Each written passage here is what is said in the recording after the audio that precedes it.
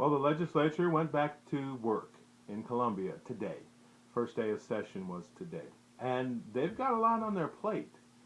We talked in earlier shows on Another Voice with Eric and friends about the pre-filed legislation. Of course, there's stuff left over from last year. We have open carry, whether you be allowed to carry your firearm openly, carrying in a bar or restaurant. We have ethics reform that never got finished.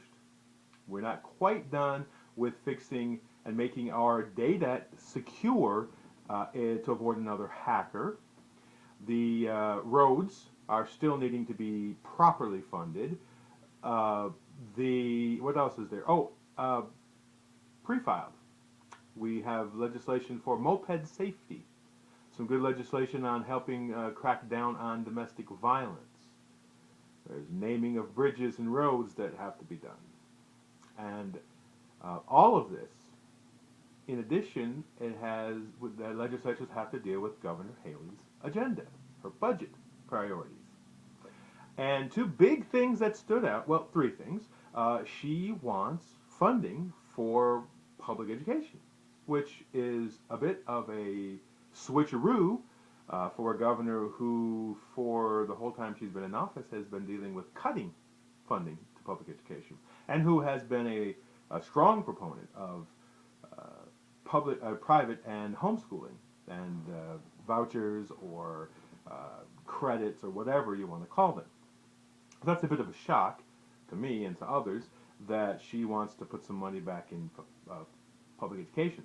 Also, she wants to have some funding go for roads, which I think as a governor who is a business governor, who wants to see industry flock to South Carolina, she understands that if the infrastructure is falling apart, no matter how good of a tax break the business gets, no matter what kind of a deal, how sweet the pot is, they might say, yeah, we'd like to be able to get our stuff from the manufacturing plant to the shipping location and then out of the state.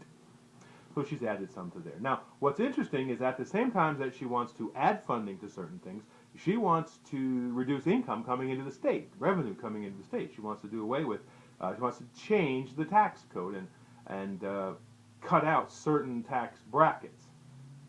So the legislature has a lot to do. There's a lot to have to address. On Monday's show, we talked about something that we definitely want the legislature to address, and that is mentally ill patients in South Carolina prisons. We want the legislature to not wait around for the Department of Corrections to come up with a plan about fixing the treatment of mentally ill. We don't want to wait around if they decide to appeal the decision of Judge Baxley. We want the legislature to say we have to address mental health issues, not only in our prisons, but in our state across the board. And if we could, address them before they became a crisis.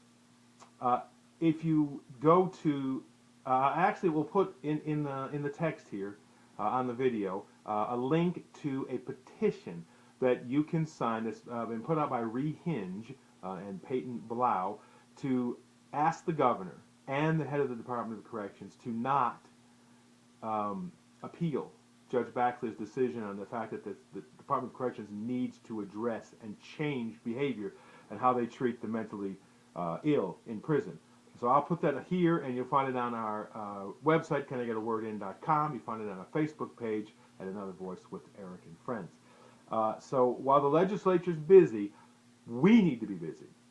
This is one area. We can sign that petition. You can write to the governor, or write to your legislature and say, legislator, we want the mentally ill to be dealt with in a proper manner, with the goal being to help them get better. But don't limit it there. If you have views on any of the things I mentioned that the legislature is going to be dealing with, or on anything they deal with, and we'll put links on our Facebook and our webpage where you can find information about the particular bills that are being done. But it is up to you to make a difference. Writing, emailing, calling, or take a trip to Columbia. Set up an appointment with your senator or representative if you can, and let them know This is what we want. Because, see, being active in your community as a citizen involves not only voting, because that's important, you have to vote, but also letting those folks that you voted for know what you want done, what you think needs to be done in this state. So this is going to be an opportunity for us to actually make a difference in Columbia. And it doesn't make a difference if you agree with my perspective on any of this legislation. It's getting out and being active in your community and making a difference as a citizen. It is ours. This government was of the people, for the people, by the people. But the people seem to sit back a lot. So let's get involved. Let's contact Columbia and let them know what we want. All right, we'll be talking. You can find more about this and other topics on Another Voice with Eric and Friends at canigetawordin.com. You know, we have our podcast that we post every Monday, but we also do other shows, videos like this, and other posts that you can find out about. We also can go. You can also go to Facebook at Another Voice with Eric and Friends.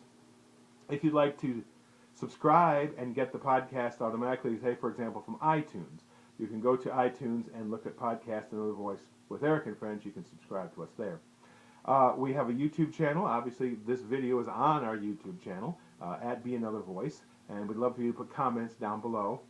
There's also our Twitter at Be Another Voice. Lots of ways for you to get in touch with us, and we want to hear from you. We want to hear what you have to say about this video and about the other things that we're talking about. All right, until we talk again, get out in your community and make a difference.